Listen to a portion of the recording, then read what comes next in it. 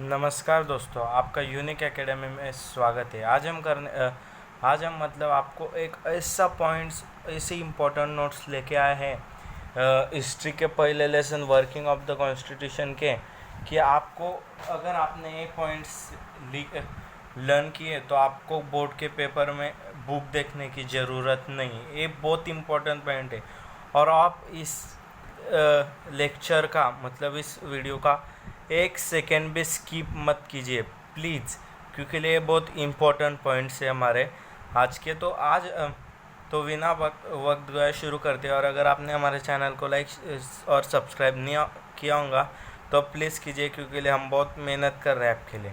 सो बिना वक्त गए शुरू कर दें। लेसन है political science. First lesson political science, name है वर्किंग ऑफ द कॉन्स्टिट्यूशन। तो वर्किंग ऑफ द कॉन्स्टिट्यूशन के 3 पार्ट्स है: democracy, social justice and equality, role of judiciary. तो डेमोक्रेसी में हमें पहला पता है पॉलिटिकल मेजोरिटी, दूसरा है राइट ऑफ वोट, तीसरा है डिसेंट्रलाइजेशन ऑफ डेमोक्रेसी और चौथा है राइट टू इंफॉर्मेशन RTI। और सोशल जस्टिस एंड इक्वलिटी में भी 4 पार्ट्स है: policy of reservation of seat, schedule caste and schedule tribes, provision for minorities and law relating to women for representation. और जो role of judiciary last का important, उसके 2 points है: the basic framework of constitution and significant judiciary. तो हम आपको इस video में इन सब के 1 2 3 4 5 6 7 8 9 10 ये 10 टॉपिक जो लेसन में है और प्रीव्यू उनके सब के मेन पॉइंट्स बताने वाले हैं, जो कि हमने लिख के रखे और मेन पॉइंट्स निकाल के रखे। तो हमारा पहला पॉइंट है प्रीव्यू ऑफ द लेसन। मतलब ये जो लेसन है उसका प्रीव्यू का है। मतलब हम इधर आपको छोटा दिखा देते हैं। प्रीव्यू मतलब ये इतना, ये इस लेसन का क्या है वो मैंने 4 पॉइंट्स में लिखा है। In 9th we learn Indian relationship with other countries. In 10th we are going to learn Indian constitution. मतलब हमने 9th में ये पढ़ा कि इंडिया के रिलेशन कैसे अदर कंट्री के साथ, फॉरेन पॉलिसी एक्सेट्रा। और 10 में आज अब हम हमारा कॉन्स्टिट्यूशन पढ़ने वाले हैं, मतलब हमारा कॉन्स्टिट्यूशन कैसे वर्क करता है वो। Second point, India declare 2 objective. मतलब हमारा जब कॉन्स्टिट्यूशन लिखा गया तो उसमें 2 ऑब्जेक्टिव लिखे गए। पहला डेमोक्रेसी, मतलब हमारा जो कॉन्स्टिट्यूशन है लोकशाही है, मतलब हम कैंडिडेट को इलेक्ट करके देंगे। और रिपब्लिक, ये 2 मेन ऑब्जेक्टिव है हमारे। तो रिपब्लिक मतलब स्वतंत्र, हम सब स्वतंत्र हैं। जैसे कि नॉर्थ कोरिया है, उधर का बंधन है, मतलब उधर राजाशाही है, वो किंग जॉन वो कैसे ये करते हैं, वैसे हमारे इधर नहीं, हमारे इधर लोकशाही है। और हमें हमारे कंट्री डेमोक्रेटिक है, इसलिए हमें कुछ ह्यूमन राइट्स है वो भी आगे आएगा, उस देश में नहीं है। तीसरा पॉइंट है, पहला हो गया, दूसरा हो गया। आज हम पॉइंट्स के अनुसार समझाएंगे आपको, और ये पॉइंट्स एकदम इम्पोर्टेंट और जेन्युइन है। और तीसरा पॉइंट है, in India society based on social justice and equality will establish citizen freedom is protected. मतलब इंडिया में सोशल जस्टिस और इक्वलिटी, मतलब सबको समान न्याय और इक्वलिटी, ये जो 2 इम्पोर्टेंट चीज़ें वो प्रोटेक्ट किए गए हैं, वो दोनों को प्रोटेक्ट किया है हमारे। और सिटीजन्स फ्रीडम इज़ प्रोटेक्टेड, मतलब वो अगर हम करेंगे तो हमें उससे कोई रोक नहीं सकता। और चौथा पॉइंट है, the constitution come into force in 26 January 1950 Republic day. मतलब हमारा जो कॉन्स्टिट्यूशन है वो 26 जनवरी 1950 रिपब्लिक डे को हमें मिला है, जो कि डॉक्टर बाबा साहेब अम्बेडकर इन्होंने लिखा है हमारा कॉन्स्टिट्यूशन। मतलब उन्होंने नहीं, उनके साथ उस कमेटी में बहुत से लोग थे। So in this chapter we learn Indian constitution, we take a brief of it. मतलब इस चैप्टर में हम इंडियन कॉन्स्टिट्यूशन करने वाले हैं और उसका ब्रीफ स्टडी करने वाले हैं। तो इंडियन कॉन्स्टिट्यूशन में मतलब ये जो है, ये तो इस लेसन का प्रिय हो गया। तो पहला पॉइंट है पॉलिटिकल मेजोरिटी। तो ए पॉइंट है हमारा पॉलिटिकल मतलब डेमोक्रेसी है। डेमोक्रेसी के हमने पीछे चार्ट में देखिए डेमोक्रेसी के 4 सब पार्ट है, political majority, right toward decentralization of power और आरटीआई। उसमें से पहला ए है पॉलिटिकल मेजोरिटी। पॉलिटिकल मेजोरिटी होता क्या है? Democracy does not merrily imply a representation structure. मतलब हमारी डेमोक्रेसी अमेरिका जैसी नहीं कि सब जन वोट सिर्फ एक प्रेसिडेंट को करेंगे और उसकी सभा मतलब आमदार खासदार ये नीचे बिठाएंगे, वैसा नहीं। हमारे में पंचायत, नगर सेवक, आमदार, खासदार, राज्य मतलब ये सब हम इलेक्ट करके देते हैं और हमारी डेमोक्रेसी बड़ी है। वैसे मर्ज नहीं है एक दूसरे से, मतलब इस स्टेट में इलेक्शन कब होगा, इस स्टेट में दूसरी डे होगा, ऐसा। One this is done democracy become an integral part of political life of society. मतलब एक बार आपने कर लिया, अचीव कर लिया, तो जो डेमोक्रेसी है वो पॉलिटिकल लाइफ ऑफ सोसाइटी बन जाएगी। अब तीसरा पॉइंट हमारा है, according to India people we have directly representation in parliament, state legislature and Lok Sabha and local government. मतलब अकॉर्डिंग टू इंडियन पीपल, मतलब हमारे तरीके से अगर सोचे तो we have directly representation in state legislature और लोकल गवर्नमेंट। मतलब हमारे इसमें दो, एक राज्यसभा मतलब एक स्टेट का और एक केंद्र सरकार। मतलब स्टेट का अलग मुख्यमंत्री होता है और पूरे केंद्र का एक होता है जो कि अब रनिंग में पीएम मोदी है। ऐसा रिप्रेजेंटेशन हमारे डेमोक्रेसी में डायरेक्टली है। For this holding your Indian democracy is successful democracy. मतलब इसके लिए हमारी डेमोक्रेसी सबसे सक्सेसफुल डेमोक्रेसी मानी जाती है, क्योंकि इतनी बड़ी 135 करोड़ लोक संख्या में हम इलेक्शन लेते हैं, सबके वोटर कार्ड तैयार करते हैं, इसलिए हमारी सबसे सक्सेसफुल डेमोक्रेसी है। तो लास्ट पॉइंट है इंडिया सक्सेसफुल डेमोक्रेसी।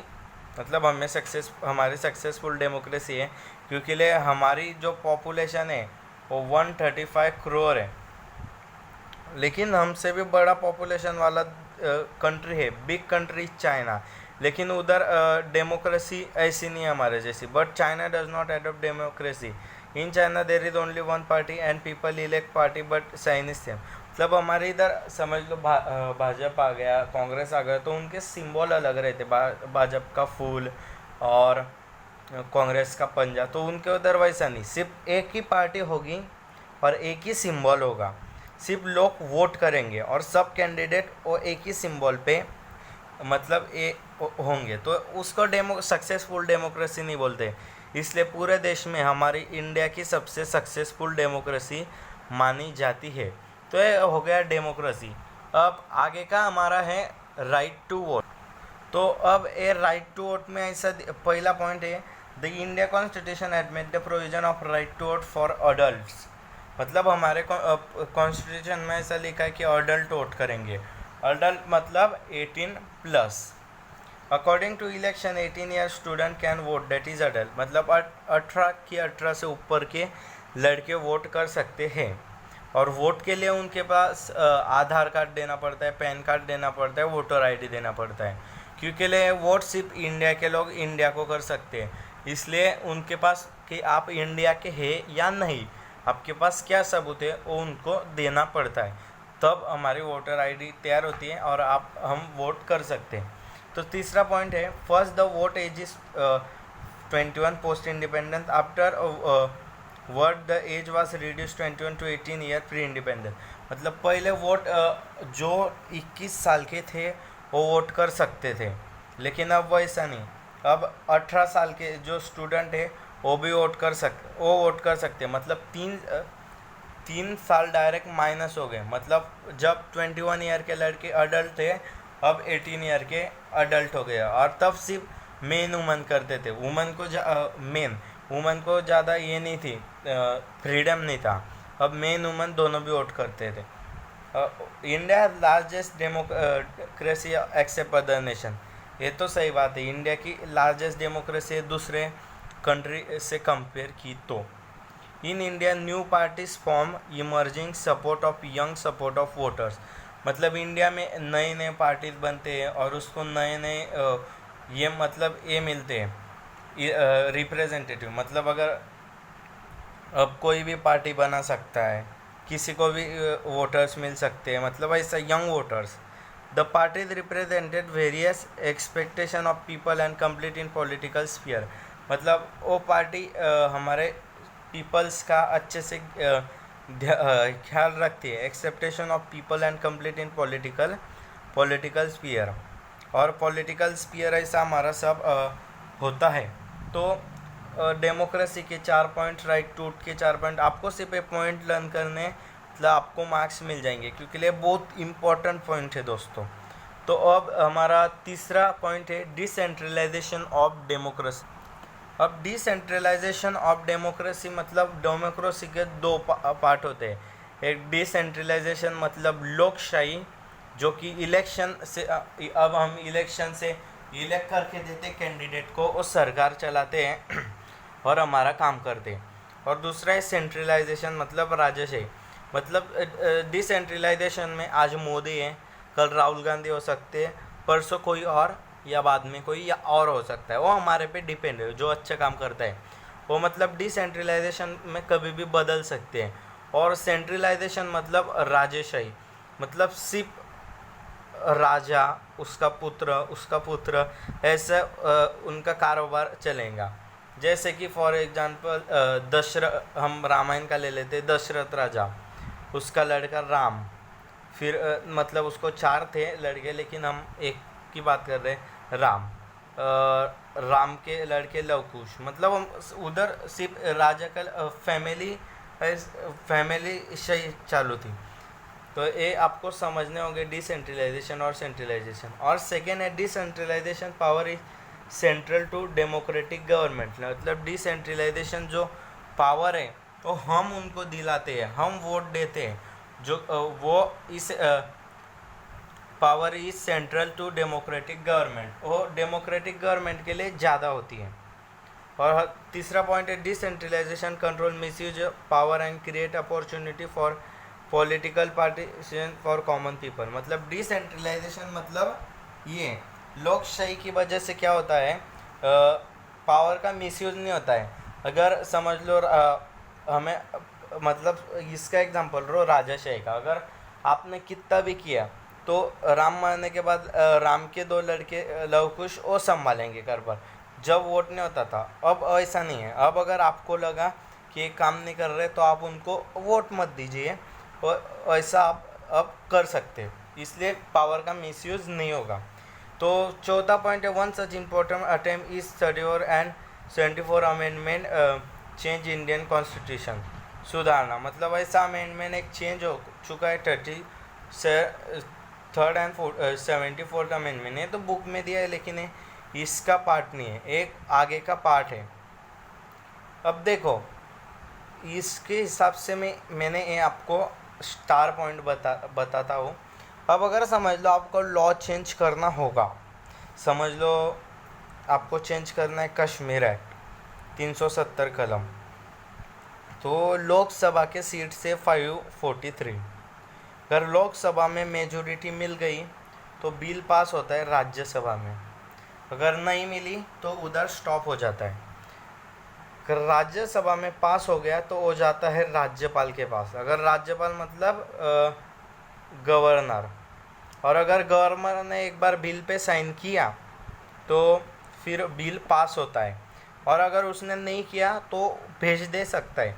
और ऐसा नहीं कि वो फिर बार बार एक्ट वैसे भेज देंगे, वैसे नहीं, वो 1 या 2 बार भेज सकता है। उसको आंसर देने पड़ते कि आपने क्यों भेजा, मतलब आपको क्या खराब लगा इस एक्ट में। वैसे वो उसको मन चाह कि अब कुछ एक्ट नहीं चाहिए हमें ऐसा, तो भेज देंगे, ऐसा नहीं होता है, उसको उसके आंसर कॉन्फ्रेंस में देने पड़ते हैं। तो ये हो गया डिसेंट्रलाइजेशन ऑफ डेमोक्रेसी। अब डी पॉइंट है RTI। अब RTI मतलब राइट टू इन्फॉर्मेशन, इसके थोड़े बड़े बड़े पॉइंट्स है, लेकिन मैं बहुत इजी तरीके से समझा दूंगा। Citizen empowerment is essential condition of democracy. It is necessary to create opportunity for citizen participation and interaction with government। मतलब सिटीजन के जो पावर है वो बहुत इसेंशियल कंडीशन है, मतलब हमें राइट्स है, हमें पावर है ये अच्छी कंडीशन है डेमोक्रेसी के लिए। इससे हम अपॉर्चुनिटी ऐसी क्रिएट कर सकते हैं कि हम पॉलिटिकल लीडर से ये कर सकते बात विवाद। तो सेकेंड पॉइंट है the citizen have right to ask the question to political leader that what were you do mean he have to give answer of questions. मतलब आरटीआई का सही मीनिंग है राइट टू इन्फॉर्मेशन, मतलब हमको जानने का अधिकार है। अब समझ लो कल न्यूज़ में आया कि नरेंद्र मोदी उनको 10 करोड़ रुपए दिए ये ऐसा रास्ता बनाने के लिए। तो समझ लो मोदी वाराणसी में काम कर रहे हैं, तो वाराणसी के कोई भी साधारण गांव के या किधर के भी इंसान पूछ सकते हैं कि आपने इसका क्या किया, मतलब आपने कितने पैसे किधर लगाए, और उनको पाबंदी होती है कि उनको उस जवाब का आंसर देना ही पड़ता है। तो ये था। तो आगे it is except that leader have to give answer transparency and accountancy, मतलब उसको पूर्ण निष्ठा से आंसर देना पड़ता है, पूरे डिटेल से, और अकाउंटेंसी से, मतलब उसको एक एक रुपये का पाए का हिसाब देना पड़ता है। तो 5th पॉइंट है हमारा right to information has made government more transparent and reduce the election of security in working of constitution. मतलब आरटीआई एक्ट ने गवर्नमेंट को मतलब ये लगा दिया कि आप पैसे खा नहीं सकते, आपको अगर कुछ पूछा जाए तो आपको आंसर देना पड़ेगा। Citizen have right to ask food security and all questions, मतलब सिटीजन को ऐसे भी राइट है कि वो ऐसा पूछ सकता है। अब नरेंद्र मोदी, समझ लो नरेंद्र मोदी का सब खाने का खर्चा वगैरह गवर्नमेंट उठाती है, तो वो पूछ सकता है नरेंद्र मोदी से कोई सिटीजन, वो क्या समझ लो आपको पूछना है तो आप पूछ सकते हैं कि आपने क्या खाया, आपने कितने पैसे किस खाने में गुजारे, मतलब आप ऐसा सब कुछ पूछ सकते हैं। तो हमने ये सब 4 पॉइंट्स देखे डेमोक्रेसी के, मतलब हमने पहले प्रीव्यू किया लेसन का, फिर बाद में पॉलिटिकल मेजॉरिटी, फिर उसके बाद में राइट टू वोट ये मैंने प्रोजेक्ट बुक पे लिखा है, उसके बाद में डिसेंट्रलाइजेशन ऑफ डेमोक्रेसी, और उसके बाद में राइट टू इन्फॉर्मेशन जो कि आरटीआई एक्ट 2005 में लागू हुआ। ये हमने कर लिया फर्स्ट टॉपिक का, और इसमें 3 टॉपिक है, पहला डेमोक्रेसी, दूसरा सोशल जस्टिस एंड इक्वलिटी, और तीसरा है हमारा जो कि थोड़ा हार्ड है, रोल ऑफ जुडिशियरी। तो topic 2 social justice and equality, इसमें ये इजी है, इतना हार्ड नहीं है। इसमें 1 2 3 4 पॉइंट्स है। Policy of preservation of seed, schedule का schedule trust, prevention of atrocity act, provision for minority, law relating to women and provision for representation. मतलब इसमें ऐसा बहुत कॉमन टॉपिक बताए जो हम पिछले साल से सीखते आए हैं। तो ये पहला टॉपिक हम शुरू करते हैं, policy of reservation of seats, मतलब रिजर्वेशन चीज़ होती क्या है। तो पहला टॉपिक है policy of reservation of seat mean for those section of society who have been depress of opportunity for education and employment for long period of time. मतलब reservation मतलब क्या होता है, समझ लो कोई नीचे के कास्ट होते हैं जैसे कि ST, NT, SC, ST, NT, जो उनके लिए रिजर्वेशन चाहिए, क्योंकि अगर उनके लिए कुछ कम मेरिट रहती है। समझ लो ओपन के लिए 80% मेरिट हो तो उनके लिए 40-45 मेरिट होते हैं, क्योंकि जो ऊपर कास्ट के ये होते हैं लड़के, उनको ज़रा मेजोरिटी में ये मिलता है, मतलब सब अपॉर्चुनिटी, और इनको तो कुछ मिलता नहीं है। जैसे कि अबे SC ST में काठेवाड़ी जो इधर से उधर जाते हैं तो उनको राइट नहीं मिलता, मतलब उनको ये नहीं मिलता कि आप ये करो वो करो, मतलब उनको ज़्यादा बुक सब अवेलेबल नहीं रहता है, उसके लिए उनके लिए कम मेरिट। अगर आप बोलोगे हमारे लिए 80 है तो उनके लिए भी 80, दिस इज़ इम्पॉसिबल, ये पॉसिबल नहीं है, क्योंकि उनके लिए 80 रहे तो हम लोग ही ऊपर जाएंगे, वो लोग ऊपर जा नहीं सकते। तो second point, according to reservation policy the schedule caste and schedule tribes have some seat to reserve education and in politics, मतलब उनको कुछ सीट्स रिजर्व किए हैं एजुकेशन में, मतलब समझ लो 20 सीट्स नंबर इस ग्रेजुएट के लिए 20 सीट्स की लिमिट है, तो उसमें 10 सीट्स ओपन के रहेंगे, मतलब ओबीसी और ओपन के, और 10 सीट्स इनके रहेंगे माइनॉरिटी और उनके। तो उनमें माइनॉरिटीज़ आएंगे, माइनॉरिटीज़ एससी आएंगे, एसटी आएंगे, मतलब माइनॉरिटीज़ की 4, एससी के 2, एनटी के 4, एसटी के 4, मतलब ऐसा उनके लिए। और उनके लिए पॉलिटिक्स में भी कुछ सीट्स रिजर्व किए होते हैं। सो हमारा तीसरा पॉइंट है 33 सीट रिजर्व फॉर वुमन। अब रिजर्वेशन मतलब ऐसा तो नहीं कि सिर्फ उनके लिए, अब मेन और वुमन ये दो भी एक पार्ट है। तो 33% जो सीट्स है वो मेन के लिए रिजर्व होती है पॉलिटिक्स में, वो उनको देनी ही पड़ती है, नहीं तो इलेक्शन हो नहीं सकता। मतलब उस सीट जो सीट राखी हो रहती है लेडीज़ के लिए, उधर लेडीज़ ही खड़ी होंगी, मेन खड़ा नहीं हो सकता। और नीचे दिए some seats are also reserve for other backward classes, मतलब ऐसे कौन से सीट्स है वो अदर बैकवर्ड क्लासेस के लिए भी रिजर्व किए। अब नीचे मैंने फॉर एग्जांपल मतलब एक स्टार पॉइंट दिया है, 131 सीट्स मतलब 24.03% आर रिजर्व फॉर एससी, मतलब 131 सीट्स जो है वो शेड्यूल कास्ट और शेड्यूल ट्राइब्स के लिए एक ही है, रिजर्व किए। उसमें से एससी के 84, मतलब शेड्यूल कास्ट के 84 और शेड्यूल ट्राइब्स के 47 सीट्स उनके लिए रिजर्व किए, मतलब उधर सिर्फ शेड्यूल कास्ट और शेड्यूल ट्राइब्स के लोग ही खड़े होंगे, उधर ओपन ओबीसी वाला ऐसा कोई खड़ा नहीं होगा। जो सीट उसके लिए रिजर्व किया है वही उधर खड़े होंगे। तो हमारा ये टॉपिक हो गया policy of reservation of seats. तो हम दूसरा करते हैं, दूसरा टॉपिक है हमारा, दूसरा टॉपिक है the schedule caste and schedule tribes. अब schedule caste and schedule tribes prevention of atrocity act, मतलब ऐसा है शेड्यूल ट्राइब्स और ट्राइब्स मतलब SC ST NT। तो हम पहले ये एक्ट के बारे में बात करेंगे क्योंकि ये सबसे इम्पोर्टेंट एक्ट है, एट्रोसिटी एक्ट। ये एक्ट 31 मार्च 1995 में लागू हुआ। और ये एक्ट है क्या? This act is that we do insert of schedule caste and schedule tribes person the person go to cell according to atrocity act. मतलब समझ लो आपने किसी अब STN के मतलब समझ लो कोई कांटेवाड़ी पावर ऐसा ले लो, पावर इंसर्ट की, हमने उसको मारा, मतलब हम ऐसा बोलेंगे कि आप बहुत नीचे के कास्ट के हैं, आप हमारे घर में पानी नहीं पी सकते। और समझ लो कोई पानी पूरी की गाड़ी है, उधर उनको बताया गया कि आप मेरे इधर कुछ खा नहीं सकते। तो ऐसे करने वाले को एट्रोसिटी एक्ट के तहत ताबड़तोड़ मतलब तभी के तभी जेल में डाला सकता है, क्योंकि ये एक्ट बहुत स्ट्रिक्ट है। तो ये गया पहला, ये एक्ट क्यों लगाते हैं गवर्नमेंट की, ऑल आर इक्वल, सब मतलब सब कास्ट के लोग साथ में आए, ऐसा नहीं नसीब हम आगे जाएंगे फिर वो पीछे रहेंगे ऐसा। अब सेकेंड पॉइंट है this is important act for establish social justice and equality. देखो ये पॉइंट मैंने अब बोला, ये इम्पोर्टेंट एक्ट है, सोशल जस्टिस मतलब न्याय और इक्वलिटी मतलब सर्वसमानता, समानता, ये एस्टेब्लिश करने के लिए।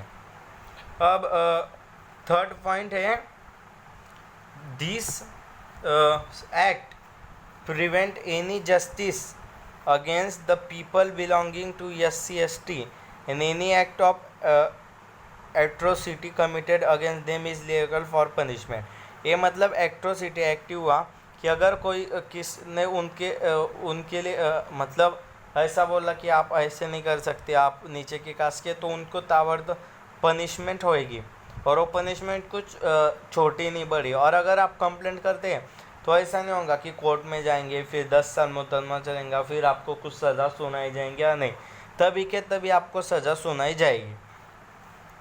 अब एक हो गया शेड्यूल कास्ट और शेड्यूल ट्राइब्स का।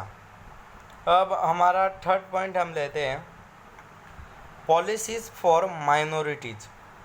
अब शेड्यूल कास्ट शेड्यूल ट्राइब्स मतलब काठियावाड़ी वगैरह वो तो हो गए, लेकिन माइनॉरिटी मतलब जो समाज में बहुत कम है। फॉर एग्जांपल मतलब ऐसा एग्जांपल लेते क्रिश्चियन, वो माइनॉरिटी मतलब बहुत कम है, क्योंकि ले क्रिश्चियन हम इंडिया में बहुत कम है। तो उनके पहला पॉइंट है the India constitution has made several policy for protection of minority. मतलब हमारे कॉन्स्टिट्यूशन ने कुछ एक्ट बना है उनको प्रोटेक्ट करने के लिए, कि नहीं तो ऐसा हम कल ऐसा करेंगे कि चलो ये माइनॉरिटीज़ कम है और हम ज़्यादा है तो हम उनका घर ज़मीन सब छीन लेंगे, वैसा नहीं कर सकते। अगर उन्होंने कंप्लेंट की तो आपको जेल में जाना पड़ सकता है। तो ये पहला हो गया। सेकंड है government adopt several policies for minorities education and election. मतलब गवर्नमेंट ने पॉलिसीज अडॉप्ट किए माइनॉरिटीज़ के लिए उनके एजुकेशन और इलेक्शन में। मतलब इलेक्शन में माइनॉरिटीज़ के लिए भी कुछ राखी ज़्यादा प्लेस है उनके वार्ड में, और एजुकेशन में भी उनको ज़्यादा सहूलत दी जाती है। तो तीसरा पॉइंट है Indian constitution provide discrimination on the basis of caste, religious, language, sex, और उसमें एक जेंडर आता है। मतलब हमारे जो सरकार है, मतलब सरकार नहीं, हमारे देश जो है वो डेमोक्रेसी है, उसमें डिस्क्रिमिनेशन नहीं होना चाहिए। मतलब मेन वुमन ऐसा डिस्क्रिमिनेशन होना चाहिए। कास्ट से नहीं होना चाहिए, ये माइनॉरिटी है, SC है, ST है, ओपन है, ऐसा भी नहीं। लैंग्वेज से भी नहीं, मतलब कि आप ए लैंग्वेज के तो आप इधर रह नहीं सकते, आप कुछ नहीं कर सकते, हमें सब अधिकार है। और सेक्स मतलब आप मतलब मेन है और वुमन है, ओ और जेंडर एक ही है, तो ये आप कर नहीं सकते। और इसमें एक और मेन पॉइंट जोड़ दीजिए, रेस मतलब काला गोरा। अब भगवान ने 2 कलर दिए, 3 कलर दिए, काला गोरा सावरा, तो अब 3 में से कोई ना कोई एक होगा ना। तो ऐसा थोड़ी ना है कि वो काला है इसलिए उसको हम डिस्क्रिमिनेशन करेंगे, वैसा नहीं। All are equals for your ours country. अब लास्ट पॉइंट है उसका, this is provision which protect right to equality of freedom for minority. मतलब ऐसे कुछ प्रोविजन और लॉज बनाए हैं वो उनको प्रोटेक्ट करते हैं, मतलब उनके मान और सम्मान को। अब चौथा मतलब सबसे इम्पोर्टेंट लॉ जो कि है वो सब चल रहा है, वो है law relating to women and provision for representation. मतलब पहले ऐसा होता था, मतलब इधर मैं पढ़ता हूँ, in post independence period women have no right only marry and cook. आपको ये बताऊँगा, चूल आणि मूल, मतलब ये 2 शब्द थोड़े अलग है लेकिन मैं आपको बताता हूँ। पहले ऐसा होता था कि सिर्फ लड़की सिर्फ मैरी करेंगी, मतलब शादी करेंगी, और सिर्फ घर में खाना वगैरह वो बनाएगी। ऐसा उनको पॉलिटिक्स में, एजुकेशन उसके राइट नहीं थे, और उनके बहुत कम एज में शादी हो जाती थी, इसलिए उनको ऐसे कुछ राइट नहीं मिलता। Second, by seeing this problem government made many efforts.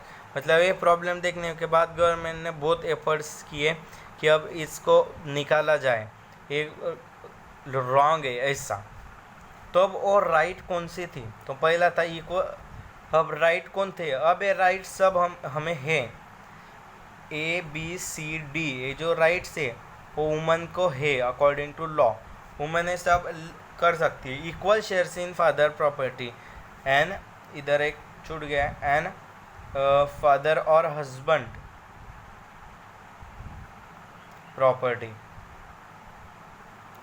मतलब वुमन एक स्त्री को उसके हस्बैंड मतलब उसके पति के प्रॉपर्टी में और उसके फादर के प्रॉपर्टी में आधा हिस्सा मिल सकता है अगर उसने मांगा तो। दूसरा, डोमेस्टिक वायलेंस, मतलब उनका मान सम्मान और जो प्रोटेक्ट करने के बहुत से एक्ट बनाए हैं। Dowry act. अब डाउरी मतलब हुंडा, मतलब डाउरी देने वाला और डाउरी लेने वाला, वो भी इलीगल है। इलीगल मतलब अगर कुछ हुआ, उसके तेरे लड़की ने कुछ आत्महत्या कर ली, तो डाउरी, अगर केस में ऐसा है कि डाउरी के मांगने के वजह से ऐसा हुआ, तो डाउरी लेने वाला और डाउरी देने वाला ये दोनों भी जेल में जा सकते हैं डाउरी एक्ट की तहत। फ्रीडम फॉर वुमन, मतलब अब वुमन को ज़्यादा फ्रीडम नहीं रहता था पहले, अब वुमन को ज़्यादा फ्रीडम है। मतलब अब वुमन राष्ट्रपति भी हो गई है, अब वुमन पायलट भी हो गई है, अब वुमन मतलब टीचर्स वगैरह वो भी वुमन है, मतलब सब जगह अब वुमन भी है। नौकरी मतलब जॉब्स में भी वुमन है। अब ये जो 5th पॉइंट है, in your country in election 33% are reserve for woman in election. ये जो कि मैंने बोला था बात का पॉइंट है, मतलब 30। अब समझ लो हमारे स्टेट महाराष्ट्र की संख्या 100%, तो 100 में से 33% सीट्स रिजर्व है सिर्फ वुमन के लिए। उधर सिर्फ वुमन कैंडिडेट खड़ी हो सकती है, मेन नहीं। तो many state with Maharashtra add of 50% seats for woman, मतलब महाराष्ट्र और बहुत से स्टेट ने 50% की पॉलिसी एडॉप्ट की है, मतलब 50% आधे सीट्स वुमन के और आधे सीट्स मेन के, ऐसा। तो आगे woman have big post like PM Indira Gandhi. अब इंदिरा गांधी पीएम हो गए हैं, और गवर्नर, मतलब बहुत से पोस्ट अब वुमन के लिए है। तो इसमें मैं आपको टेक्स्ट बुक में का एक चार्ट, बढ़िया चार्ट दिखाना चाहता हूँ, ए चार्ट। तो ए चार्ट में देखो नंबर ऑफ वुमन एमपीज, मतलब एमपी भी बहुत वुमन हो चुके हैं, मतलब मेंबर ऑफ लेजिस्लेटिव असेंबली। ओ तो ये हो गया। अब इसका पॉइंट, ये 4 पॉइंट हो गए सोशल जस्टिस एंड इक्वलिटी के। उसमें policy of reservation of seats, schedule caste, schedule tribes, उसमें मेन मतलब prevention of atrocities act, provision for minorities, law relating to woman and provision for representation. ये हमने 4 act पढ़े। अब ए टॉपिक में, अब अगला हमारा टॉपिक आता है, मतलब अगला लेसन का पार्ट, वो है रोल ऑफ जुडिशियरी। अब एक उसके 2 पॉइंट है, बेसिक फ्रेमवर्क ऑफ कॉन्स्टिट्यूशन और सिग्निफिकेंट जुडिशियल डिसीजन। लेकिन मैं आपको रोल ऑफ जुडिशियरी के बारे में कुछ बातें बताऊंगा कि रोल ऑफ जुडिशियरी मतलब रोल, मतलब लॉ। अब लॉ बनाता कौन है? लॉ बनाता है लोकसभा और राज्यसभा में, वो पास होता है, फिर वो साइन के लिए जाता है गवर्नर मतलब राज्यपाल के पास, ऐसे लॉ बनता है। और अगर साइन हो गई तो लॉ लोगों को बताया जाता है।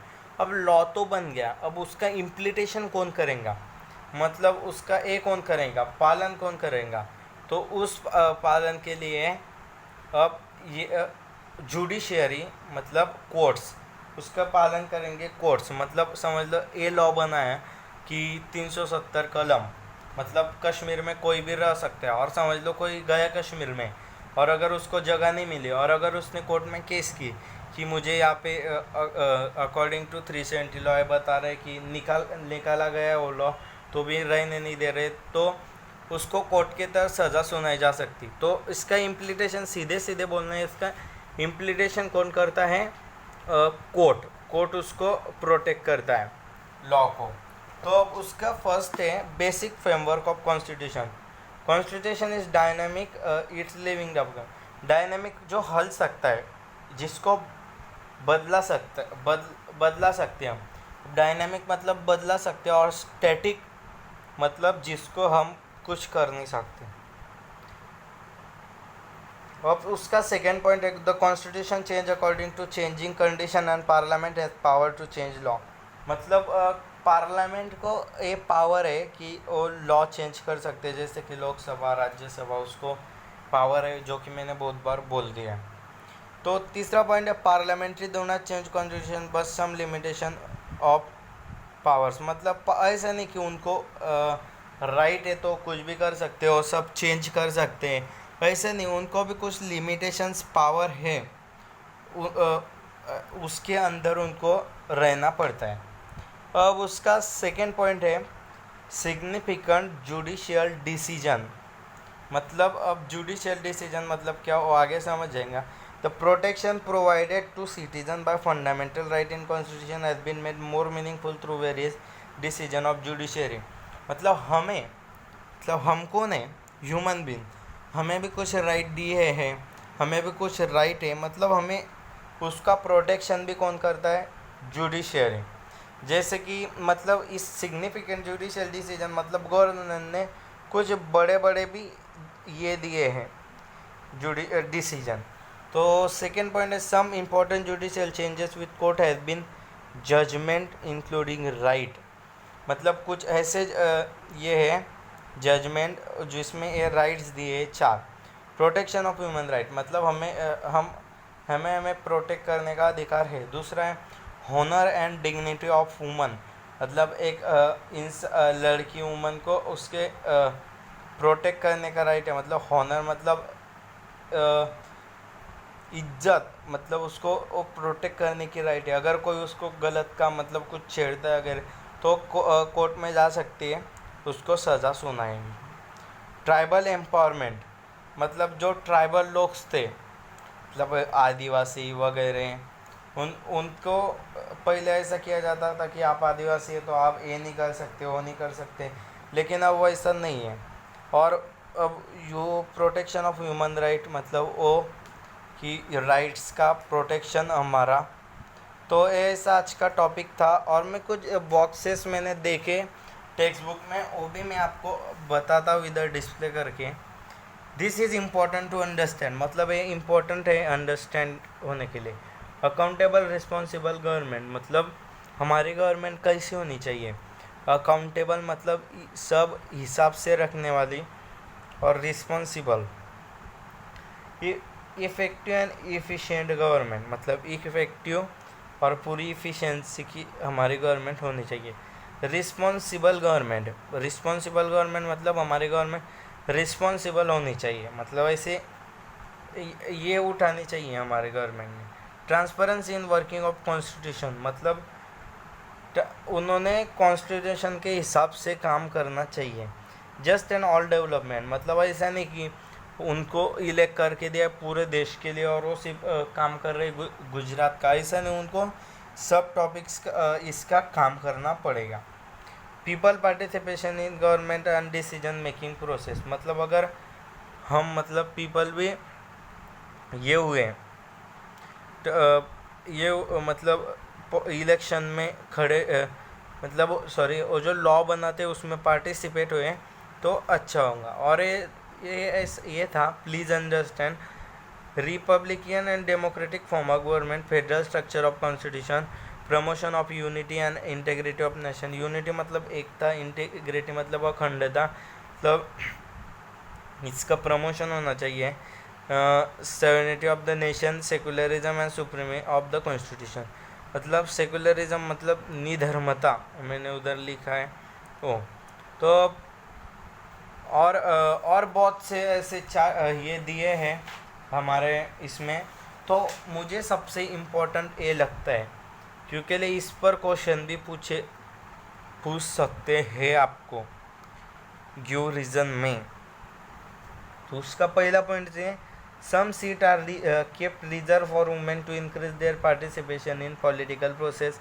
Yes, 33% seats are reserve for women to their representation in political process, उसको बोलते हैं 1/3। Some seat are kept reserve for weaker section of society so that they can get a share in political power, मतलब खुद जो seats है वो reserve किए weaker section, मतलब ज़्यादा बड़ी SC ST वैसे। The state election commission has been establish, तो इलेक्शन कमीशन भी एस्टेब्लिश हुआ है हमारा। The 11th and 12th schedule was added to constitution, मतलब इनके लिए इतने जगह, इनके लिए ऐसा, तो एक कमीशन ऐड हुई है हमारे कॉन्स्टिट्यूशन में, उसका आप पता लगा लेना। तो आज का हमारा टॉपिक था। तो आज हमने मेन पॉइंट्स किए वर्किंग ऑफ द कॉन्स्टिट्यूशन के। तो आपको मैं एक एक पेज डिस्प्ले करता हूँ, आप उसका स्क्रीनशॉट निकाल लीजिए। उससे पहले मैं आपको ये फिर से बता देता हूँ, democracy, social justice and equality, role of judiciary, 3 topic है। डेमोक्रेसी मतलब पॉलिटिक्स का, right of votes, RTI। Social justice मतलब हमें क्या अधिकार है, रिजर्वेशन फॉर वुमन, मतलब, और रोल ऑफ जुडिशरी मतलब हमारे कोर्ट का क्या रोल है, ऐसा वैसा। तो उसमें डेमोक्रेसी में फर्स्ट जो था पॉलिटिकल मेजॉरिटी, नहीं पहले प्रीव्यू ऑफ द लेसन था, तो आप इसका स्क्रीनशॉट ले लीजिए। तो ये हो गया। तो अगला था डेमोक्रेसी। तो डेमोक्रेसी में फर्स्ट पॉइंट था पॉलिटिकल मेजोरिटी, इसका भी आप स्क्रीनशॉट ले लीजिए। अब दूसरा था उसमें सब पार्ट राइट टू वोट, ये भी इजी था, इसका आप स्क्रीनशॉट ले लीजिए अच्छे से डिस्प्ले करके, ये ऊपर थोड़ा। हाँ, अब सी था हमारा डिसेंट्रलाइजेशन ऑफ डेमोक्रेसी, तो आप इसका इतने का भी स्क्रीनशॉट अच्छे से ले लें। और इसका ये तो बिल पास है, ये तो हमारे जनरल नॉलेज के लिए है। और उसमें डी पार्ट था RTI right to vote information, आप इसके स्क्रीनशॉट ले लीजिए, ये भी बहुत इम्पोर्टेंट है आपके लिए। और फिर टॉपिक 2 शुरू होते हैं social and justice and equality, policy of reservation of seat था वो टॉपिक, इसका आप स्क्रीनशॉट ले लीजिए। और आगे था the schedule caste and schedule tribes atrocity act, इसका एक टॉपिक है और एक टॉपिक है, स्क्रीनशॉट ले लीजिए, जो कि बहुत मेन पॉइंट्स मैं आपको बता रहा हूँ। ये था law relating to woman and provision for protection, आप इसका भी स्क्रीनशॉट ले लीजिए। और अगला था हमारा topic 3 role of judiciary. Role of judiciary में फर्स्ट टॉपिक था बेसिक फ्रेमवर्क ऑफ कॉन्स्टिट्यूशन, वो इतना, ये थोड़ा मेन है, इसका भी ले लीजिए। और सिग्निफिकेंट जुडिशियल डिसीजन, ये मेन है, इसका स्क्रीनशॉट ले लीजिए। सो हमने इस फर्स्ट लेसन का सब प्रीव्यू किया।